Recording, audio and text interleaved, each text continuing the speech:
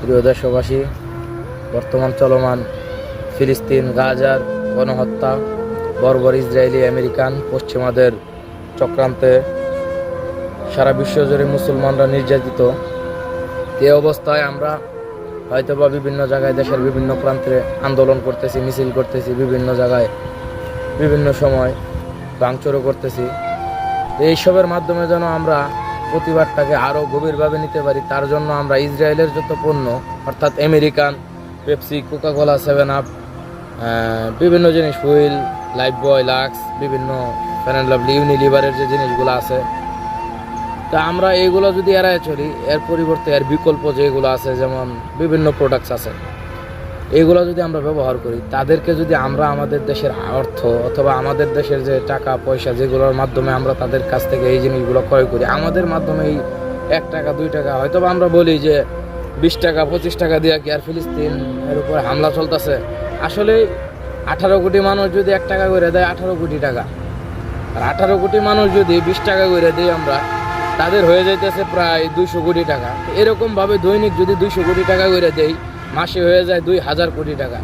এরকম বিভিন্নভাবে তারা আমাদের পয়সা দিয়ে, মুসলমানের টাকা নিয়ে, মুসলমানের অর্থ দিয়ে, মুসলমান আমার আপনার ভাই বোনদেরকে তারা গণহত্যা চালাইতেছে, গাজায় নির্মমতা দেখাইতেছে। বিভিন্ন শিশু আমাদের চোখে ভিডিওর মাধ্যমে ফেসবুক, ইনস্টাগ্রাম, টুইটার সহ বিভিন্ন অনলাইনে ন্যাশনাল মিডিয়ায় আমরা বিভিন্নভাবে দেখি এই ভিডিওগুলা যে ফিলিস্তিনে কী পরিমাণ নির্যাতিত হইতেছে। তো আমরা যেন সব কিছু এড়ানোর জন্য আন্দোলনের থেকে সবথেকে বড় বিষয় হলো, আমরা যদি তাদের প্রোডাক্টগুলো বয়কট করি, তাদেরকে যদি বাংলাদেশে তাদের ব্যবসা প্রতিষ্ঠানকে আমরা অচল করতে পারি আমাদের মাধ্যমে, একে তো আমাদের দেশের অর্থ দেশে থাকলো, আমাদের দেশের যে অর্থনীতি এটা আরও বাড়বে। দেশের প্রোডাক্ট কিনা, দেশের টাকাটা দেশে থাকলো, পাশাপাশি আমাদের ফিলিস্তিনের ভাই বোনদের পাশে দাঁড়াইলাম আমরা এই মাধ্যমে, যে আমরা আমেরিকান, ইহুদি, ইসরায়েলি বিভিন্ন প্রোডাক্ট আমরা নিলাম, তারা লোকসান হইল। কতটুকু হইলো না হইলো ওইটা দেখা দরকার নাই, কে বয়কট করলো না করলো সেটা না, আমি আগে ভালো হই।